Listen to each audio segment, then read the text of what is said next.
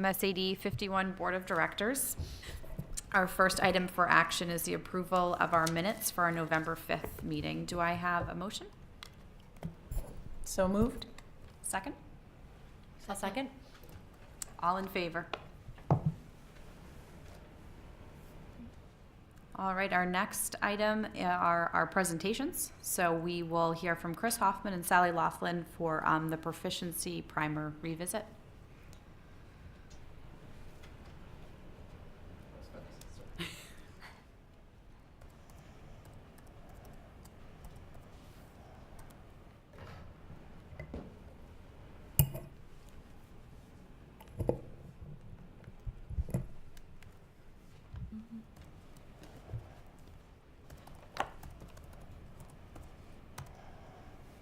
Hello, am I on? Am I good?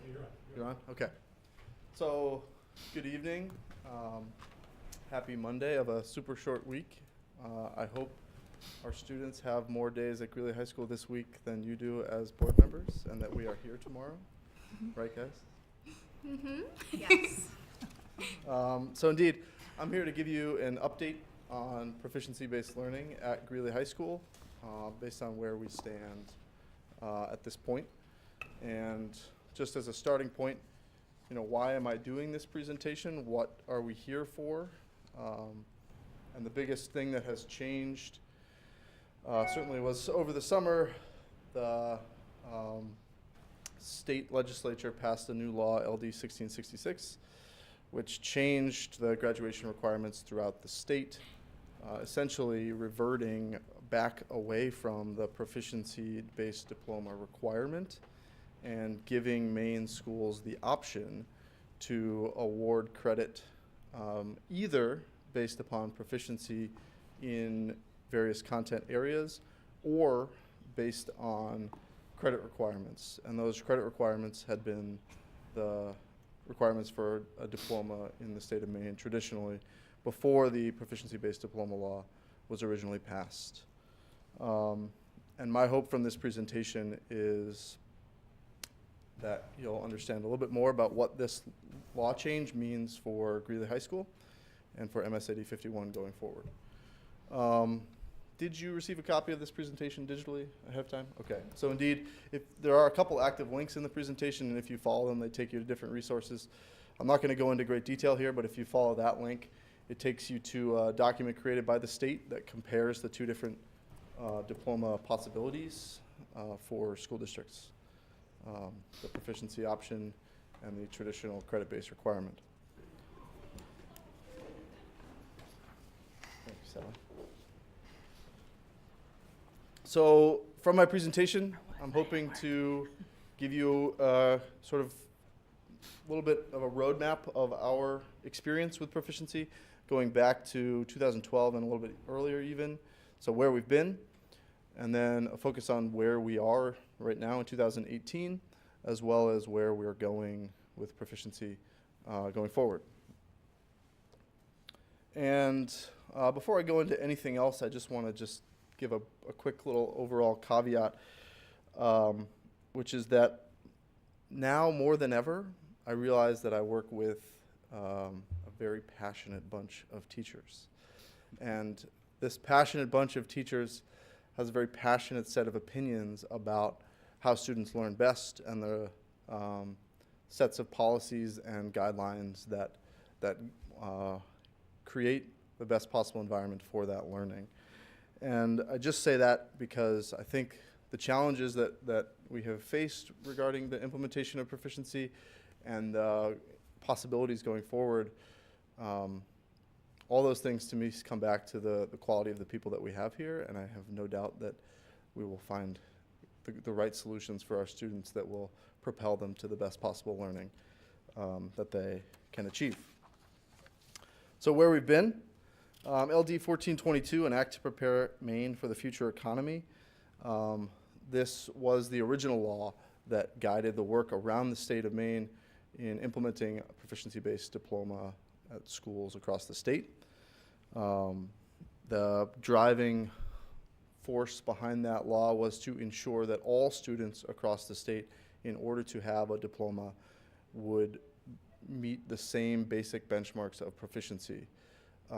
As you can tell from the title of that law, its intent was really to set a certain standard by which all students in Maine would be forced to attain in order to earn a diploma.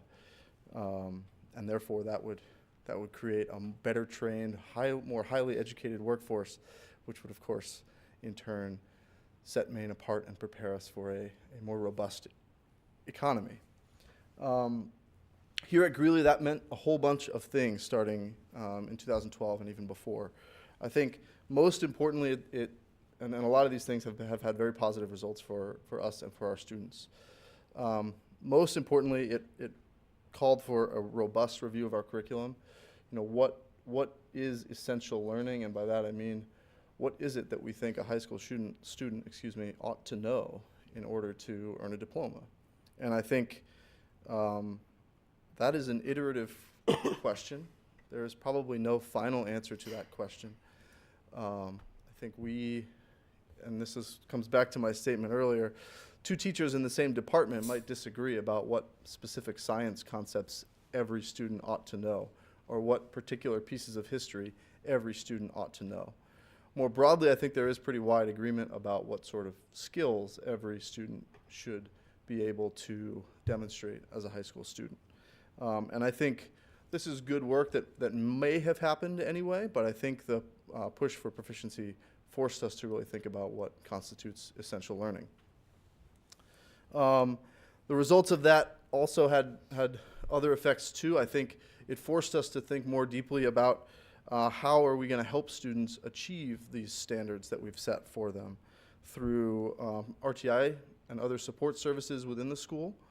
You know, what services can we give our kids to make sure that regardless of where they're starting, they can all reach those various benchmarks.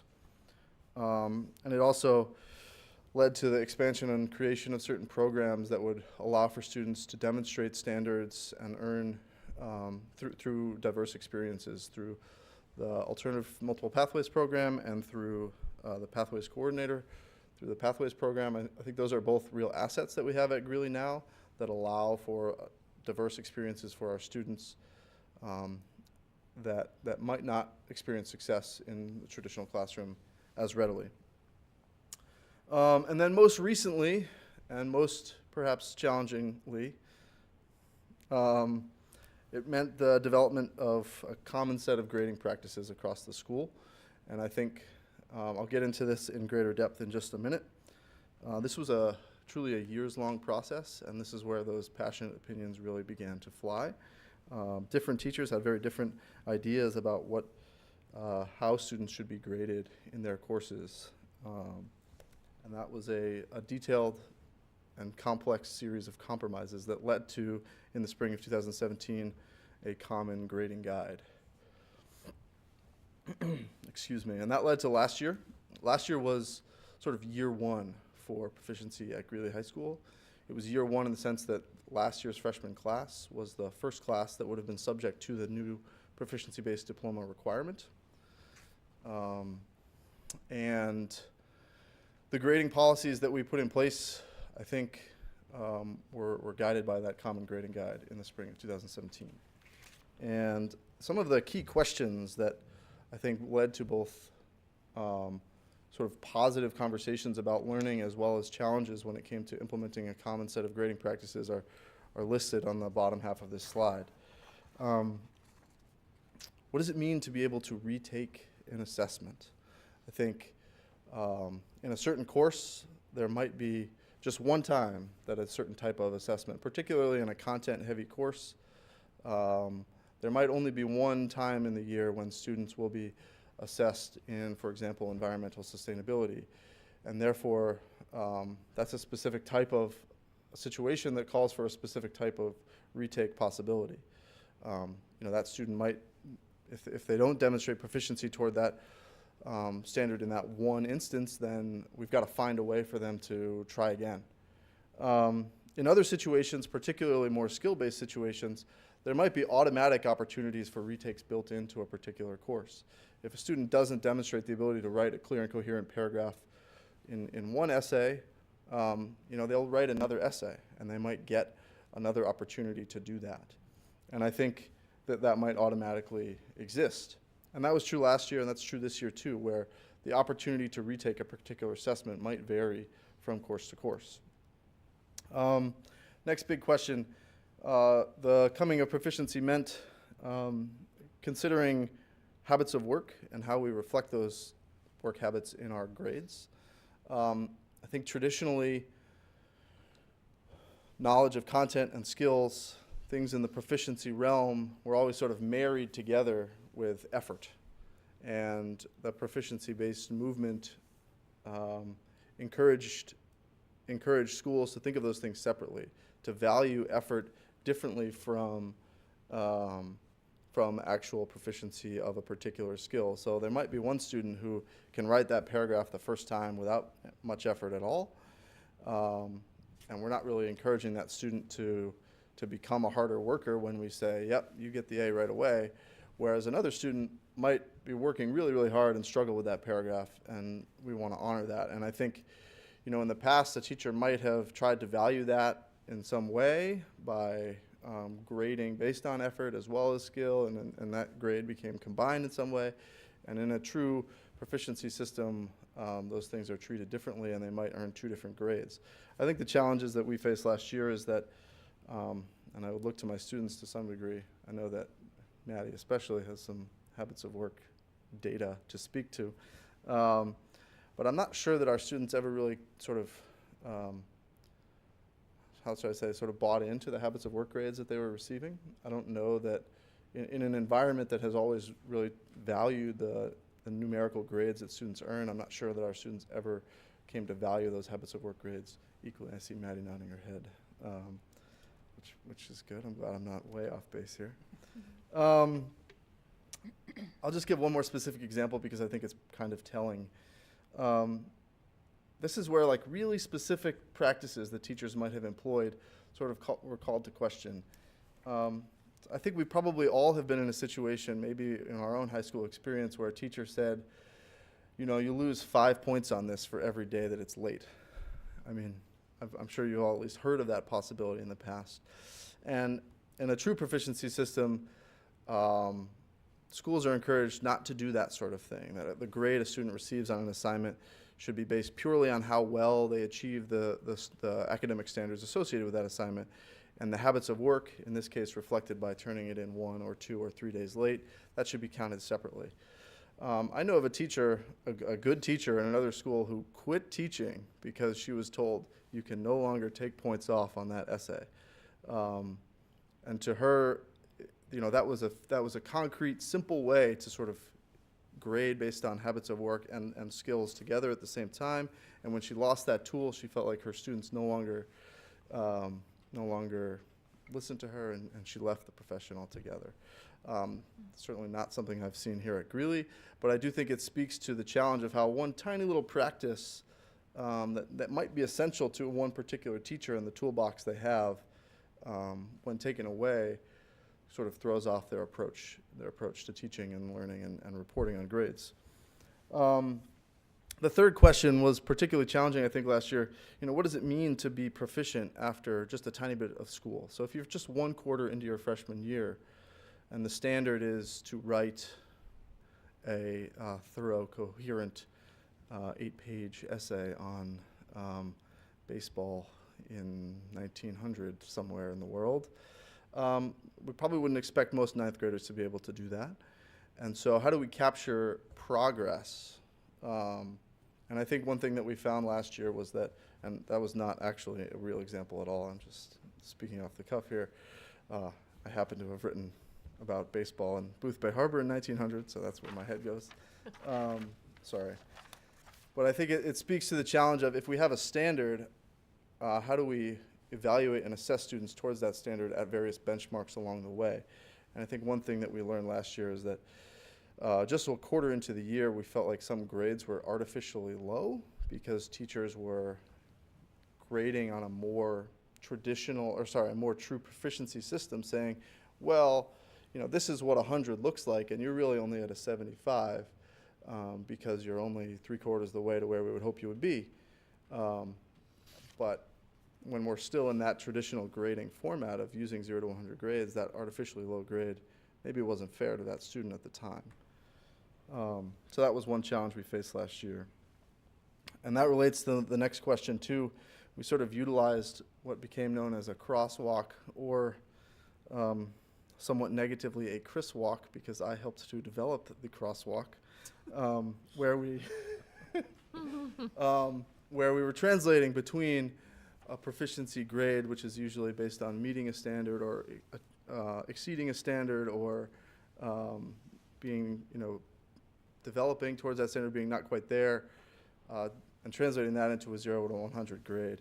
And I think all of our best intentions in planning for this became challenged when we got into the nitty-gritty of grades and the challenge of that progress monitoring, and what an appropriate grade and an appropriate time toward a specific standard might have been. And lastly, and this one I really do want to emphasize, because I think this speaks to what we can do, is that I think for the most part, and I look to Maddie and Tara again, I think for the most part, habits of work were something that was intended to give students the tools to reflect on their habits and to improve those habits. And we never quite perfected that system. I think in most cases, it became a really an opportunity for teachers to tell kids about their work habits, or even a step further for kids to tell themselves about their work habits. And we never really developed a robust system for helping to teach kids how they can improve those habits, and helping to meet kids where they are and providing strategies for them to improve those habits. And I think this is something that we definitely want to hang on to and improve upon in the future. Is, I think we would probably all agree that knowledge and skills are very important, but perhaps one of the most important things at all is the effort that we put forth in our lives and in our careers, and we want to teach that among all things. And so I think we want to hang on to using habits of work and developing the strategies that will help students embrace that for themselves. I certainly know I wouldn't be anywhere near where I am if I hadn't simply worked hard. And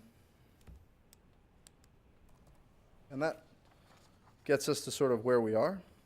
As a result of all of those challenges that we faced last year, in tandem with, over the summer, the change in state law, we sort of revisited our grading guide. And I think one thing that we had heard quite a bit of last year is that all of those challenges resulted in a fair amount of, unfortunately, confusion on the part of our teachers.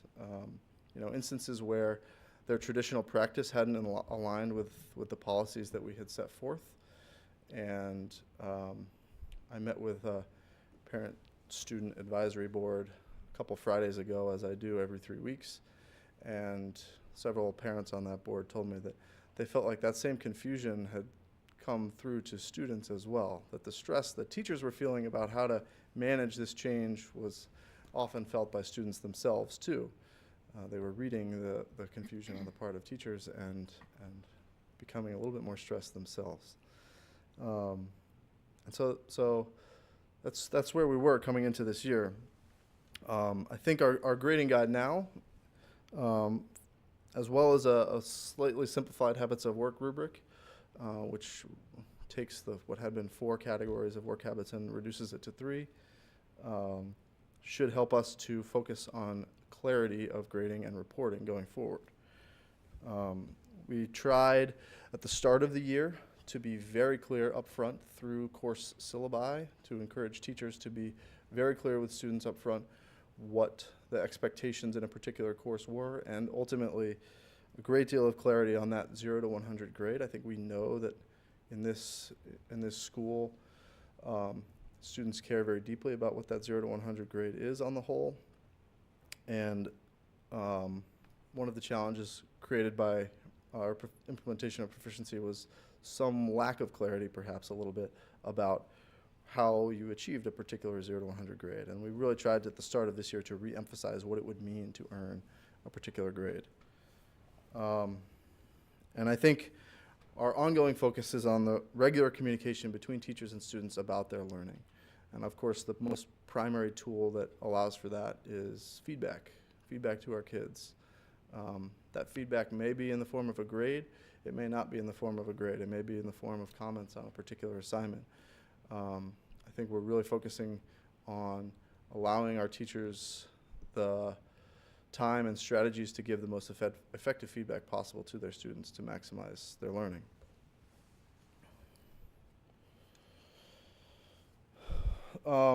And so just a couple of examples about where we stand with grading at this point. And I'd put this at the bottom, but I really focus on it. I think we really strive for consistency by course. Any student who's taking English 10 is going to experience the same set of grading policies in English 10. Any student taking Foundations of Science as a freshman is going to experience the same set of policies in that course. That said, the policies might look a little bit different, and again, I think that speaks to the differences in the types of learning that are happening in different spots of this building. So for example, in many English classes, for reassessment opportunities, there are built-in reassessment opportunities on future assessments, or students are given the opportunity to reassess after having conference over their essay, either with their teacher or another teacher in the English lab. In some science classes, there are, in fact, no reassessment, no retake opportunities, but many teachers are using pre-takes, where students are aware that they're taking a practice test in advance, knowing that the real thing is coming up and that they won't necessarily get a chance to retake that thing, but we're going to show it to you ahead of time so that you have the opportunity to practice and know exactly what you're going to see on the real thing the next class or 2 classes from now. And the same goes for some of these other examples, late work and habits of work. Pretty much across the board, teachers are continuing to use habits of work, though how that counts in a student's grade might be a little bit different. Whereas last year it didn't count at all in a student's 0 to 100 grade, and I think that may have taken away from its value in students' eyes. In many places around the building, it now does count for perhaps 10% of a student's quarter grade. And in some cases, teachers accept late work, and in other cases they do not, and I think that aligns again with the type of work they're asked to do and how that relates to the types of assessments they may face. I bring this up because I think as a teacher, as teachers, we're sort of constantly faced with the hope that all of our students love what we're trying to teach them and want to know absolutely everything that we can possibly teach them, with the reality that sometimes we have students in front of us who may not care. And our job is to make them care, of course. But that creates a real challenge in a proficiency world where when you tell a student you'll have any number of chances to learn this skill, that may not provide them with helpful motivation to try their best the first time around. Or in some cases, the notion of doing something a second time is simply impossible to some kids who have struggled so hard to do it the first time. And so those are ongoing challenges that I think relate to, more to motivation and the motivational strategies that we employ, and less with proficiency, but they're certainly related to this work.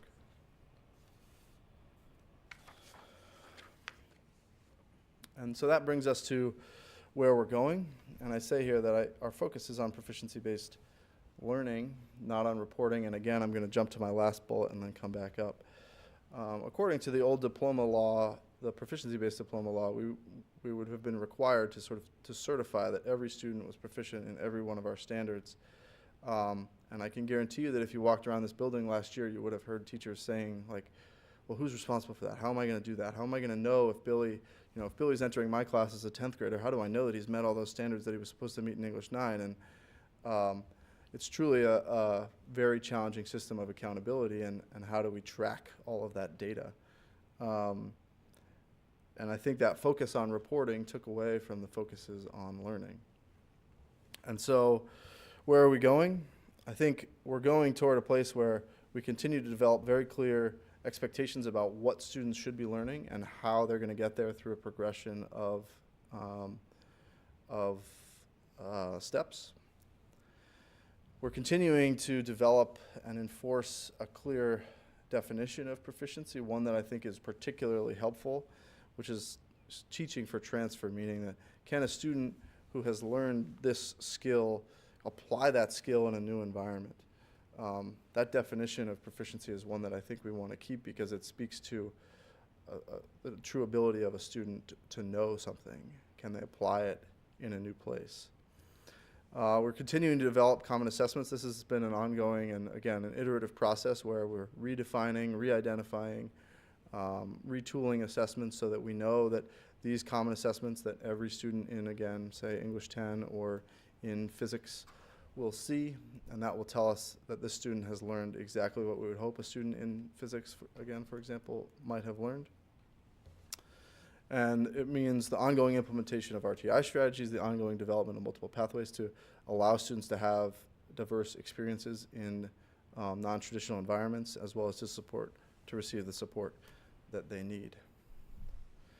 And with your help, and with Sally and I have already begun the conversations about revisiting our graduation policy. The current policy, which was adopted in 2016, essentially says we're going to do both. We're going to require that for students to earn a Greeley diploma, they need to both earn X number of credits across the board and demonstrate proficiency in all of these different arenas, which again sets a pretty high standard and makes it challenging to account for all of the both credits and proficiency standards that a student might want to meet. So I leave you with a couple of key questions that I think Sally and I will be mulling over in the weeks and months to come that you might ultimately be asked to weigh in on too. Do any elements of proficiency stay as components of what it means to earn a Greeley diploma? Do we want to keep particular pieces of proficiency? And what other changes do we wish to include in a graduation policy to ensure a high diploma standard? I think, in my mind, this is actually a really exciting opportunity.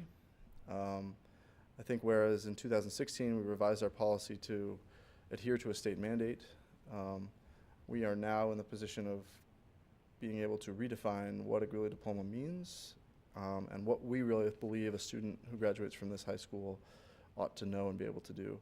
And again, that's pretty exciting to me. So I know that was a whole lot in a short amount of time, and I welcome any questions that you have. Now or later, you're always welcome to email me too. Yes, Margo. I had one question about, I don't remember which slide it was on, but you talked about regular communication with students, Sure. which I agree is critical. Mm-hmm. You didn't say anything about communication with parents. Sure. And I know, having had 3 students, sometimes you hear things and sometimes you don't. Definitely. And in order for parents to support learning, it's good for them to know what's going on too. Definitely. So I'm just curious what your thoughts are. Thank you. I think it's an excellent question, and it's one that I absolutely believe in. I think, number one, I believe that we work in an environment where teachers are very active email users, and I think that's often the very best way to get a teacher.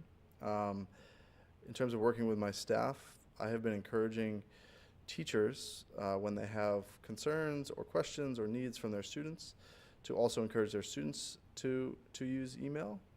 Whenever they do that, I've been encouraging them to address their emails to the student and CC parents so that hopefully students develop that sort of self-accountability for their learning, but that parents are kept in the loop at the same time.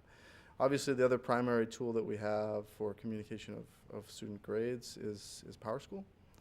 And I think I can't tell you that I have all the solutions there, but I can tell you that that is a valuable and ever-present tool in our students' pockets, frankly. And I've been working with teachers to, and this will be ongoing, to develop clear expectations for how frequently that is updated and what information is included there. I think there's a balance to be struck with PowerSchool. I hear from parents and students that it sometimes becomes a stressor to them, that we have some students who are frankly addicted to the updates that ding in their pocket, and that may become unhealthy at times. Of course, on the flip side, I think we obviously need to be sharing information about students' progress with them. I don't have the answers yet, but I hope that I've certainly been mulling over how to use that tool most effectively. Has there been any conversation about having conferences not just in the fall? Sure. Yes. I think, yeah, I mean, face-to-face communication is obviously, I think, paramount, and something I'd like to encourage. I know teachers have often expressed the desire to do that. And again, from my experience, I've always found that our staff are willing to meet with parents at any time, but I agree with you that perhaps scheduling that to encourage those types of conferences might be a good idea. Thank you. Thank you. Let's see, I gotta get this right this time. This was extremely helpful, and I know Sally had said that you were going to do a presentation the last meeting I had with her. So as part of the curriculum committee, this is a huge stepping stone for us and just a great place to start. My question is this going to be shared, this presentation shared with staff? I know it's a public document, but it's such a great presentation. There's so much good information in it. It really lays it out well. I'm wondering if it's being shared with anyone else. So it's been shared through our instructional leadership team, which is essentially the department leaders across the building. They gave me feedback on this presentation and shared it with their department members. But I think it's something that we'll be going back to revisit. Sure. How do I say this? I think our staff devoted such an immense amount of work to try, and I think there are truly a diverse set of opinions about proficiency in this building. There are some staff members who I think cringe at the word because they've never had a good experience with it. And I think there are staff members in this building who would have loved to see us throw out traditional grades and go to a full proficiency system.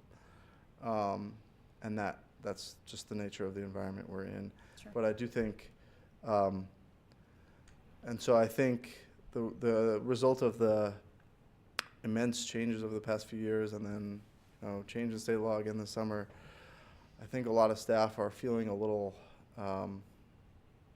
frankly burned out in having these conversations. And so certainly this is something that we're going to be working towards in an ongoing way. And as I tried to emphasize here, I think my focus has been on the practices that really encourage and focus on students' learning and the clarity of communication about how they're doing. We'll get there in terms of continuing to work towards common practices across the building. Sure. Thank you. Is there anyone else? Thank you. Oh, did you have something? No, just thank you. Thank you. No, it's very thorough, and I think there's a lot of good to be had in proficiency, and if we can mine out those really positive aspects, which I think is, looks like a goal. So I'm happy to hear that. Thanks. And our next item is Sally Laughlin with our 2017-18 MEA results.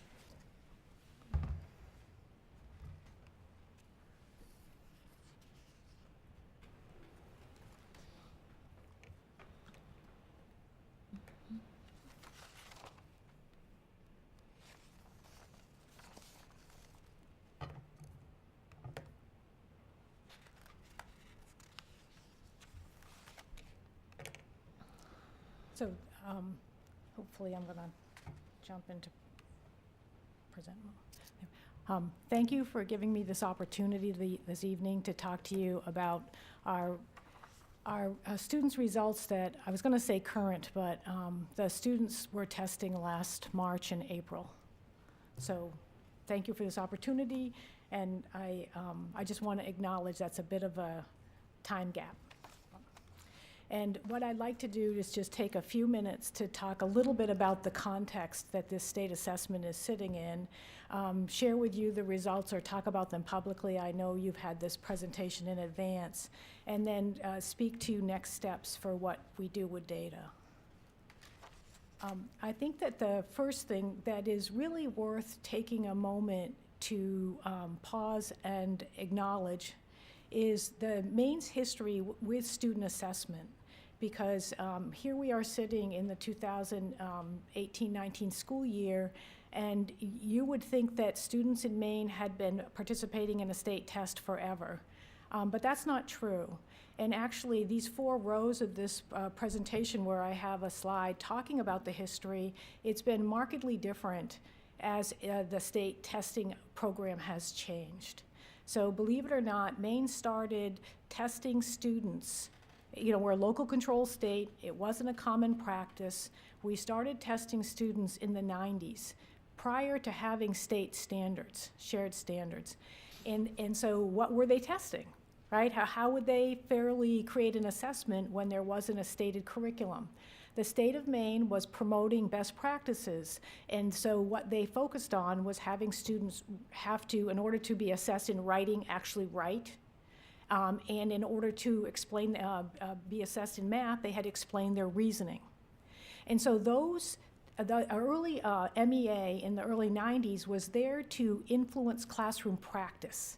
In order to do well on this state test, we had to adopt the writing process for writing, and we had to be very clear with students. It wasn't about just having an answer on a piece of paper, but being able to explain your reasoning to getting to that answer. When Maine started its first set of state standards, that was in 1997, and immediately following, the state testing program began to focus on those standards. However, it was not something that every child did every year, and back then our standards were in grade spans or categories, so like K3, 4, 5, 6, 8, 9. So students would be tested at the end of the band, and it was never really clear what they would be tested on. I mean, the big joke in math every year was, is it going to be probability on the assessment for 8th graders? Is it going to be algebraic concepts? Is it going to be statistics? It won't have an emphasis on all of those. What should we have kids study this year? But our state testing program was going on at the onset of the federal change in the federal legislation for the Elementary Secondary Education Act, which back then was known as No Child Left Behind, or I think even most members of the public have heard of NCLB. NCLB introduced to the state of Maine the requirement and the value that 100% of students in grades 3 through 8 and 11 participate in the test. Because we all know if you want to assess programmatic impact, you could do it through a sampling methodology. There's a lot of ways to do that, but NCLB said no, it's every student that counts. And there were some really important positive changes in our culture when you had confidence that the state test results reflected truly the results of every single child. And I think that's part of kind of our culture now, is that is the expectation around testing. NCLB presented challenges for the state of Maine.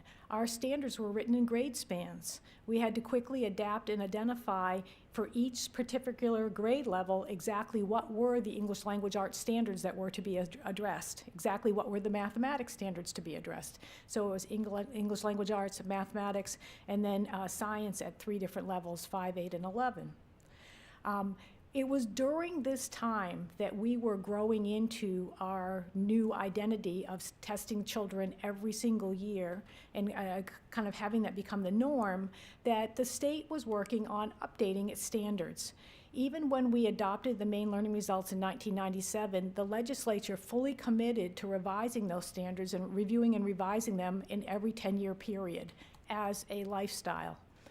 When we were revising the standards for the 2007-2008, it was at the same time as there was a national movement looking at standards, thinking of NCLB and the craziness of every single state having its own standards, and the Common Core standards were being created. These Common Core standards are not federal standards. This was a group of states getting together to say, let us align standards that are competitive with what we know as the international assessments that the United States does not necessarily compete so well in. So these standards, talk about the horizon, seeing it come to you. We watch the Common Core standards being envisioned and created and adopted, and they really brought to us a promise of higher order thinking, of the kinds of knowledge and skills that are truly what students need in the 21st century, and we embrace these standards. However, the last part of my story is the story of where we are today in terms of we are finally, it kind of sounds funny, but it's exciting to be here. This is the first week in my career when I can tell you some of what the state will be doing to assess the standards. Because the state adopted the standards in 2011. However, the New England Common Assessment Program that we had been using was going on through 2013-14. So even though we knew we had new challenging standards, we continued to receive, I used to call them false receipts, but we would be given feedback that said, 80% of your kids are achieving, great job. And it's pretty hard to create some urgency and impetus for really upping our game around our instructional practice when our state data was telling us we were doing a really outstanding job. But we knew this change was coming. However, the challenge of the change has been that until this year, and in fact until last Thursday when the state shared how to understand the results of the assessment, we know we've had a new target, we know it's coming, but each year the test has changed. So just to finish this up, in the 14-15 school year, it was the Smarter Balanced Assessment, which is part of a national assessment movement for the Common Core, and it was clear that that was a one-year-only assessment and was not to be compared with any other results for or after. In coming right into the next year, the 15-16 school year was the first year where the state had really done that RFP to get a new test made for Maine, and that's where they call it the MECAS, or the Maine Common Assessment Program, that has the SAT at the high school, and we call it the MEA or Empower at 3-8. However, what wasn't clear to families or the public was that we had no information about what that test was asking of our students. And what was really misleading for me, was frustrating for me, is that the families received reports the following winter about how their children did, but they weren't 100% accurate. They would give your child a writing score on the writing section of the assessment, but that writing assessment was seen to be technically invalid and wasn't part of the child's overall English language arts grade, even though one would see, if you looked at the 3 scores together, you'd think so. So the first year was problematic because the technical, for reasons beyond all of us, the writing data was not included.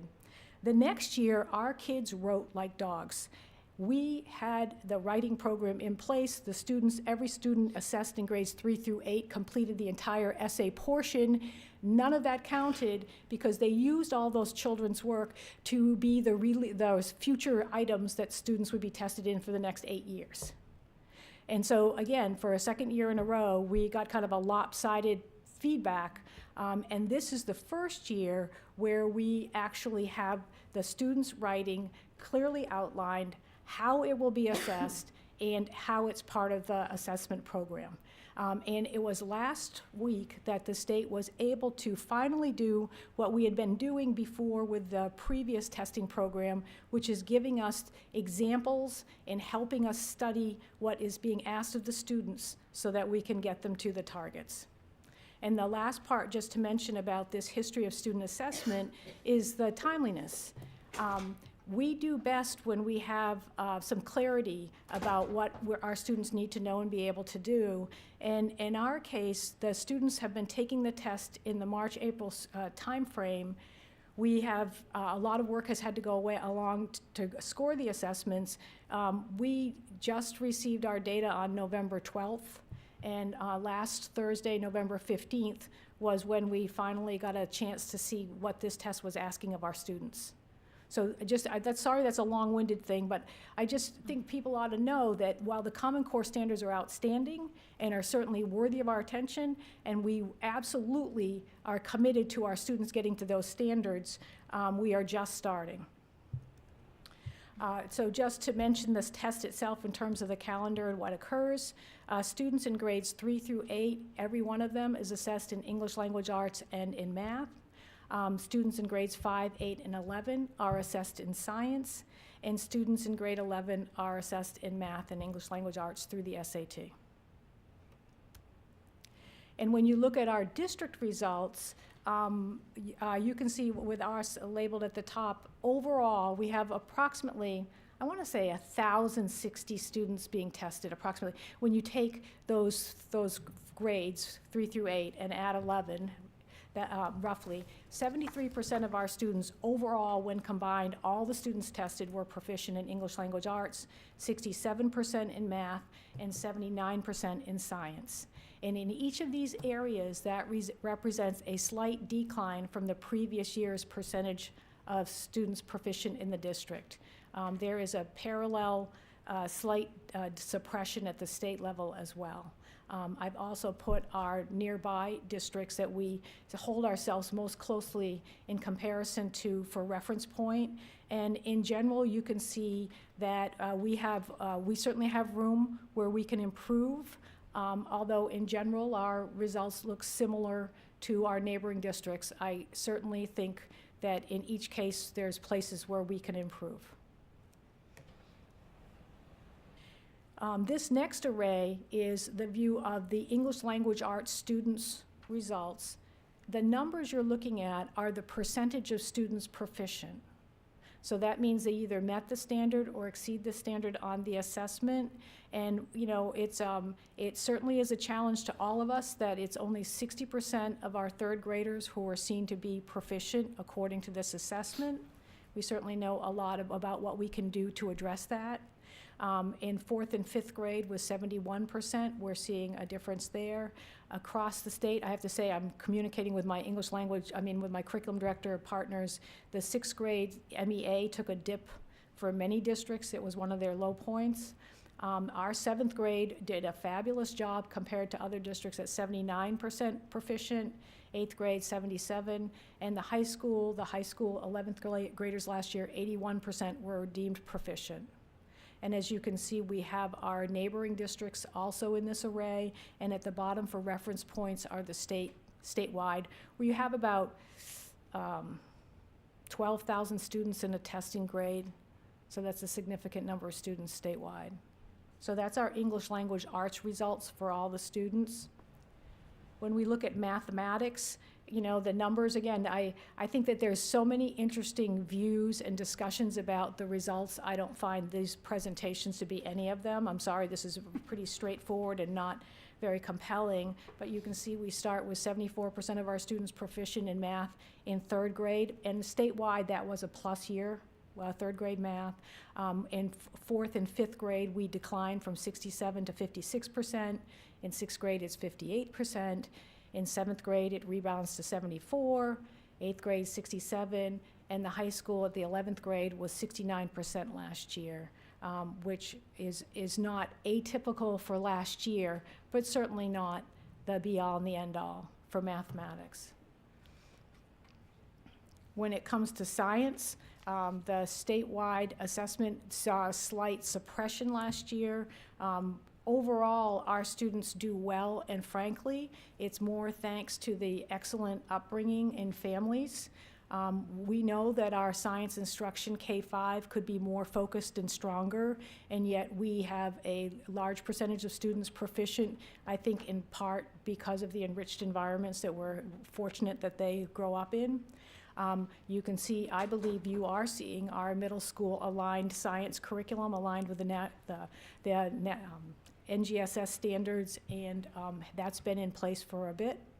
And at the high school, 75% of our students were seen proficient on the state test at grade 11, which was a competitive percentage, but the state science test took a bit of a dip as well. So this year, the statewide was seen as slightly less compelling scores than the previous year. This is the first year where students in grades 3 through 8 had their direct essay writing be part of the reading ELA assessment score that they have for the first time. So this is our new normal. And what we'll be doing next is we are attending every state session that we can. We find them incredibly productive to understand exactly what is being asked of our students. And we will be sending families the parent reports so that they can see for each individual child how their child did on this assessment last spring. We know that this assessment is now going to stand still for a while, that this is really going to be a target for our instruction, and not just for English language arts and math classes, but everyone who contributes to students' literacy and math will be part of our effort.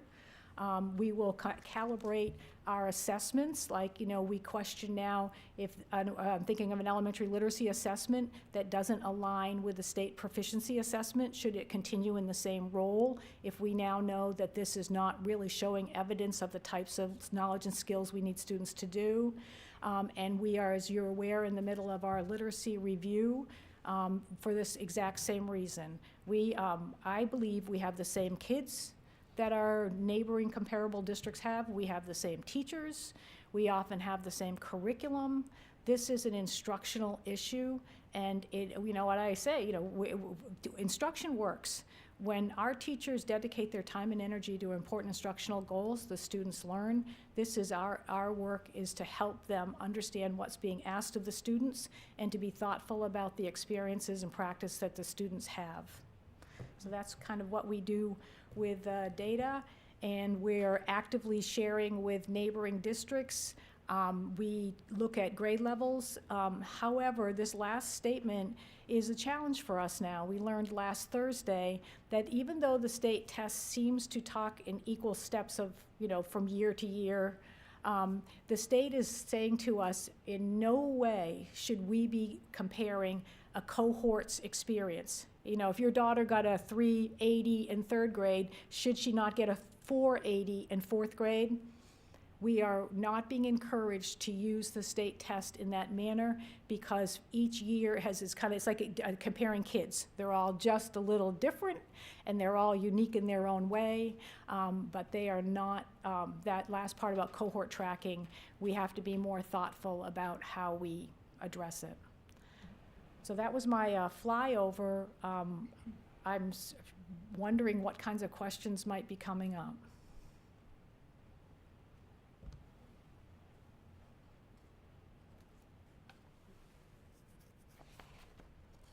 I usually don't kill a room like this. I have a question. Can you remind me how the format in which the kids are taking the tests? Thank you. The format for the test is a computerized assessment. One of the bias that I have, so I can't help but state it, is while it is computerized, it is not adaptive. So you don't get the advantage that you do where sometimes if a student answers correctly, it goes up and gets a little harder. This is a grade level test. It's like a paper pencil test.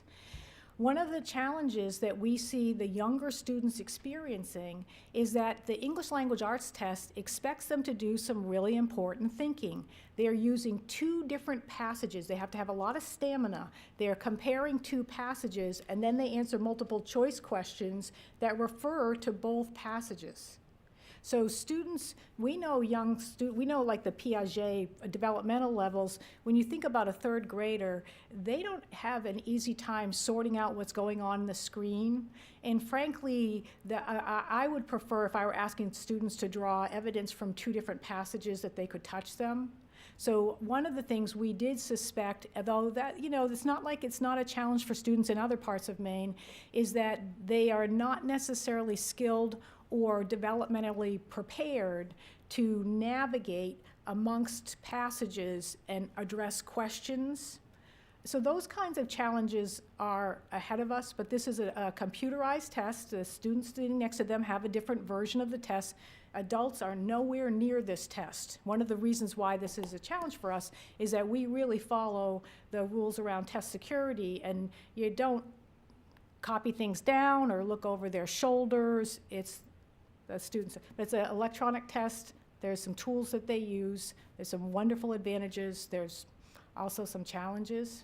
And during those state sessions that you go to, is there ever conversation about the format that it's being presented to, especially in the younger ages? Yeah, I think that they're just starting to hear some of that feedback because honestly, I think the test is starting, the Common Core started by saying, what do students need to be prepared for college? And then they, call it backing it down.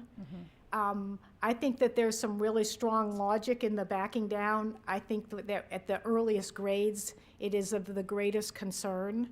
And so I am frustrated with that. And there's a lot we didn't know. I'm going to say one other thing just because we didn't learn till last Thursday that as the assessment for writing assesses a certain type of writing, like informational writing or argument writing, if the students do not hit the prompt correctly and furnish that type of writing, their scores for mechanics or organization, they get no score. And I try to carry the water for this testing stuff because it is really important and it has a high value. I can't imagine my third grader sitting and typing and coming up with something and that decision that they would get no score points for their organization or their clarity or their mechanics or whatever it happens to be. And that's the kind of thing that now that we know that, we will make sure, if nothing else, our children understand what type of writing is being asked of them, and that if they do not produce that type of writing, they will, parents, we have on one of our grade levels, 40 students that got no score. That's super helpful. Thank you. Thanks for letting me say that, yeah. Dirk mentioned, I don't know if that was the last meeting or the meeting before, about the typing club. What is, can you tell more about what that is and how that might help? Thank you. And is that every student or just some students? That is so we knew that this was coming, but we didn't even have access for all of our students. When the students took the Smarter Balanced Assessment, our third graders hadn't been given a personal device for their school career. And we believe there were some differences in terms of our students' preparation. And so over the last couple years, we've been working to figure out how to bring in and implement, and the program we are paying for is called Type to Learn. And it's being done through the library class with all third graders, and now I believe even our second graders. And I also believe this year the subscription is something that people can have their children practice at home. But that notion of effective keyboarding and comfort there's not a lot more painful than watching an 8 or 9-year-old use one finger. You're watching the clock and they're trying to figure out how to get that word. Yeah. So that is an issue. It's certainly not our biggest issue. But Thank you, Sally. if you don't mind, I'd make one more cheery Go comment. for it. Okay. Absolutely. One of the neat things that I just wanted to reassure the folks, so we are going to work on this. We know where the target is, and we are serious about this, right? Our students can do better. They just can. The other thing, though, is to appreciate that this hasn't been our focus or our target in this district, that the assessment work hasn't been our strategy. This district and this community has invested a lot in the curriculum that they provide, and at the high school level, there's been a concerted effort to make sure that there's a plethora of college-level challenges for students. And so we weren't hinging our goal to ensure that every child that goes to Greeley is ready to go on to their career or college just on state test results. With the implementation of the Advanced Placement and International Baccalaureate program, the data that I just wanted to cite was just collected that we have 73% of our juniors and seniors are currently taking one or more college-level course. So that means anything from full IB to taking an AP course to taking a single IB course to everything in between. But that's the kind of strategy that we have been assuring the public that our students are prepared. We are teaching them college-level courses, and they are having those kinds of experiences as a typical experience at Greeley. So that was my cheery statement to say, please know we have other sources of evidence, but. No, I think that's really important because I think something that I've always felt is, in this district, I don't think that we teach to a test, and I'm okay with that. I think that we have a great curriculum that's comprehensive, that allows students a lot of different opportunities. And if, for whatever reason, third grade English testing didn't get the one, prompt practice on that one prompt, so their whole writing piece was thrown out, so be it. They probably learned a lot of other stuff. So, I mean, I just don't think that we teach to a test here, and that's all right. But I'm a data person, and so I see the third grade ELA scores, and something was off there. So maybe that's some district-wide pride and ownership in this test of, yes, it is a test, it's assessment that has a negative connotation, but it's also about representing your community and your school, and how do we get kids there well-fed with a good night's rest and ready to really take that test, you know, for their school and for themselves and for their teachers. So, you know, that's something that jumps out at me because that number is so off from the other grades, and it's off from where we typically are. But, you know, I think there is work to be done somewhere, and I'm sure that people are going to figure that out too. Thank you. We appreciate your support. Thanks. Thank you, Sally.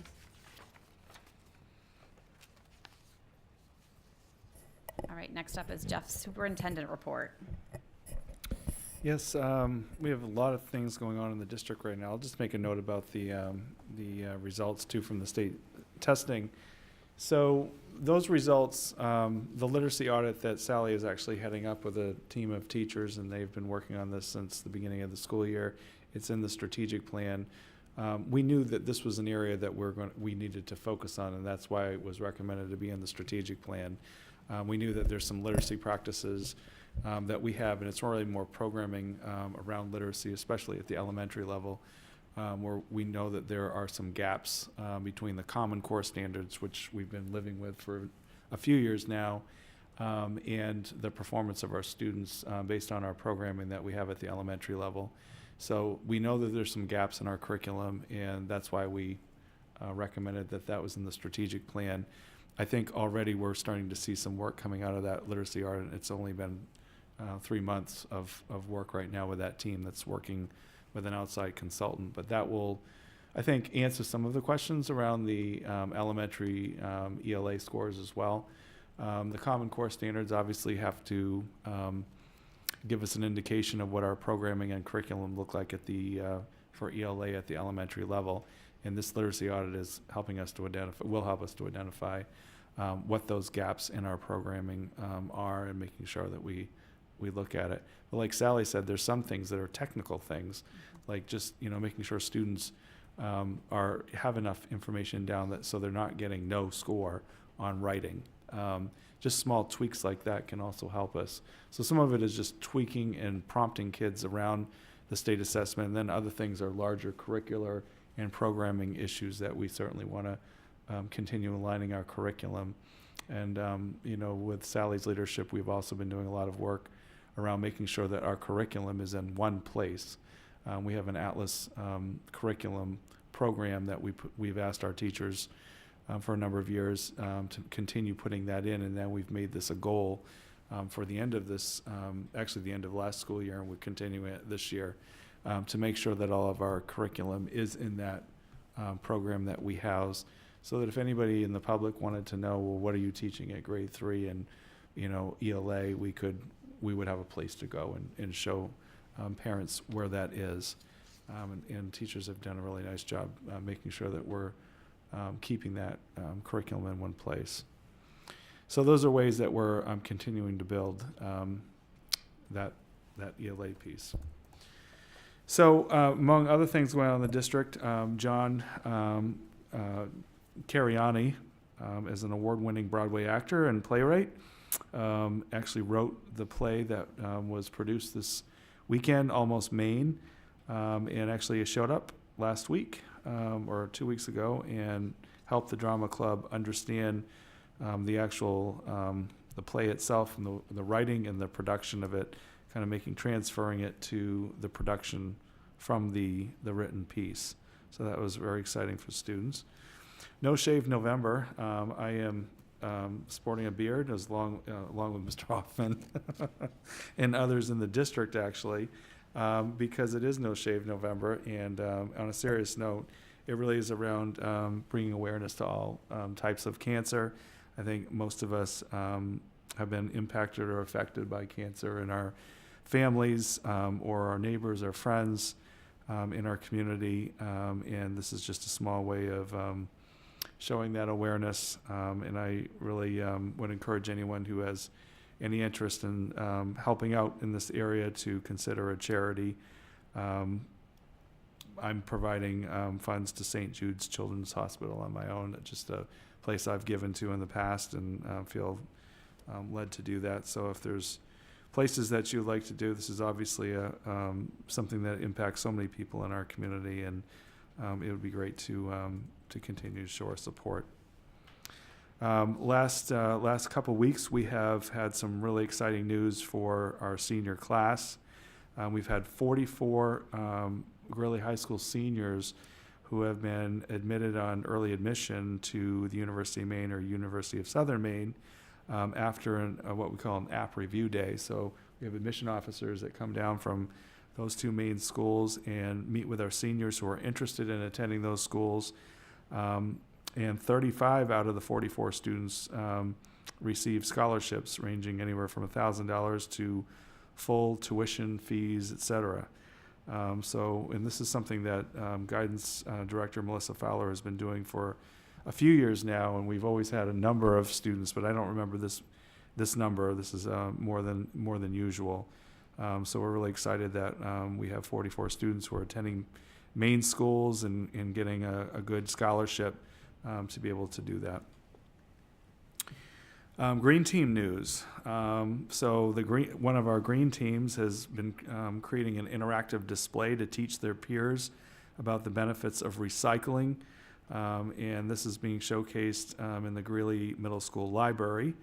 And we had America Recycles Day last week, and we are trying to promote the greening of not only our campus, but our community as well, and continuing to do that. I'd like to congratulate the Grilli Robotics Club for their regional competition in Cape Elizabeth last week. Alex King and Nathan LePage were finalists and earned a place to attend the state competition this spring. I'd also like to congratulate the Class B football All-Stars, Joey Casella, William Shoemaker, Jackson Williams, and Coach of the Year David Higgins for making it into the Class B All-Star Football League. I guess you call it a league. And finally, today down at Mabel Wilson School, it was really pretty touching to go down there and to see a new basketball hoop that was donated by Foundation 51. There's been a few days, but the weather hasn't cooperated, where Foundation 51 has tried to put that new basketball hoop on the playground, and finally it went in this morning during recess.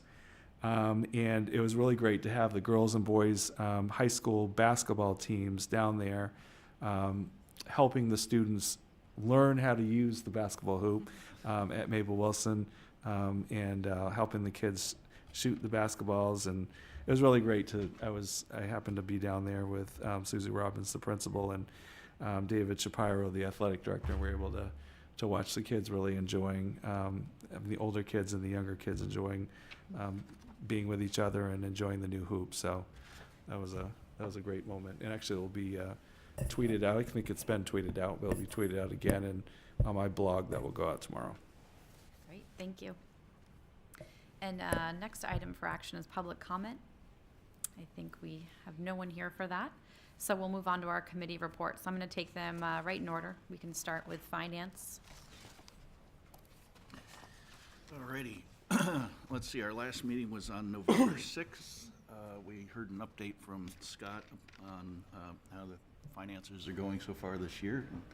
Everything is in great order. We popped some popcorn, and then Jeff showed us some of his new budget primers, and those are looking great. We'll be sharing those with the public later this school year, so be on the lookout.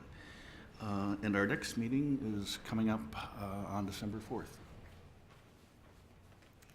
All right, policy. Kevin is not here. I don't know, Jeff. Do you want me to go through the first reads real quick, or? I mean, if you want to, or people have them in their packet. Whatever you want to do. There's 3 policies for a first read. The first one is community use of facilities, and there's 2 important changes in this policy that the policy committee looked at. The first one is that in red on page 1, school facilities will not be available to the public for use in the morning hours, which we've been doing for a while for obvious reasons. But we have this policy change, if approved, would make an exception for the Grilli pool, considering that it is a scarce community resource, and that there are, swim groups, nonprofit swim teams, and clubs, one in particular, Seacoast Swim Club, that is at a distinct disadvantage for not having pool time in the morning. Most swim clubs, actually all swim clubs, have morning swim, and so this is a policy change that was recommended by the policy committee. The other big change, as you'll see on page 2 at the bottom, the addition of the Greeley Center for the Arts. And this is basically all of the large areas for using that facility, including insurance, and then all of the areas that someone might want to be, if they were renting this space, what they would need to do in order to provide for X number of people. We will be developing rules around this, administrative rules, that actually outlines the actual dollar figure for using those, and those will change annually based on looking at other performing arts centers in the area. But this is the general guidelines that are in this policy that will govern use of facilities, especially for that space. The next policy is you had just approved approved an update to IJOA, which is school-sponsored student trips, non-athletic trips, a couple of years ago, but some important changes have been made. You'll see throughout the document there's a lot of references to anything dealing with water. So any water-based field trips in the that students are going on. We now have a lot of language that our attorneys suggested be added to this policy based on a very serious incident from another district last spring. So most districts in Maine are trying to update their policies based on any water-related trips. It's very specific in talking about chaperones, buddy systems, making sure that that parents know exactly what is being involved in anything that has to do with water in any sort of water-related field trip, and having that information around lifeguards being required, certified lifeguards. Even if there's transportation by boat, it has to be on a licensed operator with a reputable company. All that language is now in our policy, which it was not before, so these are all upgrades. And then the other major change on IJOA has to do with overnight field trips, and especially considering any violation of rules that students might be involved in the process for a student leaving a overnight trip, and making sure that the student is, the process that we would use, and making sure that the administration at the high school and the district is very involved in those decisions as they're being made, that's not being left to a travel agency or a trip leader, that the administrators are approving those kinds of circumstances before they would occur. So there's communication. So all of that's outlined in IJOA as recommended changes. And then the third policy for a first read tonight is around the Greeley swimming pool. Most of the language, actually all of the language in that policy was struck, and new language was added. Our attorney felt that explicitly the pool needed to be show that it was owned and operated by the school district, so there is no confusion about that, and that it is a community asset. It also talks about swimming instruction, and then links the policy to the use of facilities as well. And in the in policy IJOA, as I mentioned, there's a lot of water-related pieces in there. This policy is also related to that, and also there will be rules, administrative rules, that will be actually put on the books, and will be linked to the policy manual around the rules in the Greeley pool. We actually do not have rules that are publicly linked for the Greeley swimming pool. And again, it comes out of concerns about water safety just generally in Maine right now, and making sure that we have very strict parameters and guidance around what can and cannot be done around water, including the fact that we have a pool on our campus. So those are important changes that have been made or recommended. And if you have any questions about those, you can contact Kevin or Jeff, before the next meeting, as we'll be voting on them next meeting. Curriculum? We are just continuing the conversation that Chris presented to us tonight around proficiency and the graduation policy. Our ideal next meeting will be with a stakeholder group on, I think, our board meeting, right before our board meeting on December 17th, so about a month from now. Great. Scott is not here, so I think we'll skip over negotiations unless there's anything. Facilities, Mike.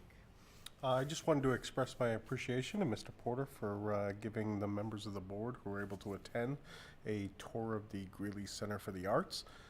It still remains a work in progress, however, it is beautiful inside, and so stay tuned for more information on the grand opening. I believe all members of our community will be pleased.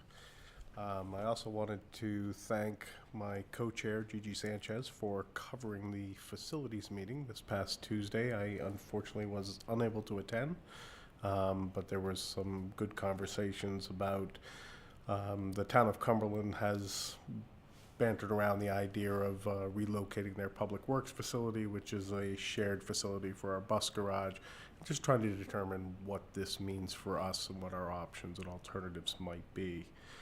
Conversation about that will continue along with other aspects of the facilities plan when the board convenes on December 3rd as part of a workshop session that evening. And then we will bring the facilities group back together on December 11th once we've received some guidance of what our next steps, what sort of things we should be looking at. So stay tuned for more. Environmental stewardship, that's back to you, Tyler. We had a great meeting last week. I also had a great conversation with Jeff during our one-on-one meeting about some new ideas for this year and for goals, so I'll have much more to report after our next meeting, but I don't know the next meeting off the top of my head, but it's the third Wednesday of every month. We're now meeting in Mabel Wilson. Great. And student reports. Okay, so we've had a good couple of weeks. We had a snow day on Friday. That was exciting. We had Almost Maine over the weekend, which was really awesome. It's the last performance in the auditorium, and I think it was a really good choice to kind of say goodbye to that space. And it was a very cute play, so I'm sure everyone who saw it had a great time. I also just wanted to comment on what Mr. Hoffman was talking about with the proficiency and the habits of work grades. Mostly, I thought he was totally on track with that. I think I was here before habits of work were kind of a thing in freshman year, and classes kind of feel like they've fallen back into that, which I think is better for the students. I think the teachers have more personalization, or at least we can perceive that they are more comfortable with the grading habits and everything that's been going on. And I think a lot of the work around doing the standards last year has transferred over. So I do see that they're kind of talking about standards more, but it seems to be more balanced. And yeah, so I think it's, from where I see it, it's heading in a positive direction. So Thank you for that student perspective. That's helpful. Tara? Yeah, to add on to what Maddie was saying, I think going back to habits of work affecting the 0 to 100 grade is much more, it makes students pay more attention to it, and it's much more, I guess, important to students if it does affect that grade. And just to add on to what Maddie was saying about Almost Maine, the show went really well and everyone's super excited to be in the Performing Arts Center in the spring. Great. All right, so we do have one item for action this evening. That is to approve the policy JL Wellness. So I will need a motion and a second before discussion.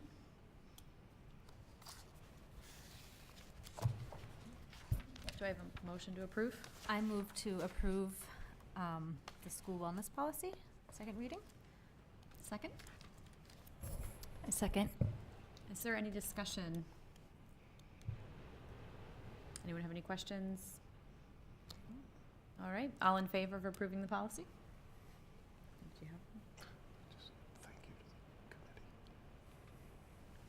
All right, and thank you to the committee for their work on that. Mike wanted to point that out, so thank you. But I know that that was quite a bit of work, and it's a large committee, and so Carol MacArthur has really done a nice job with that, so Yes, she has. it's nice to see that policy get through. Yes, thank you. All right, and one more motion to adjourn. So moved. Second? Second. All in favor? Thank you, everyone.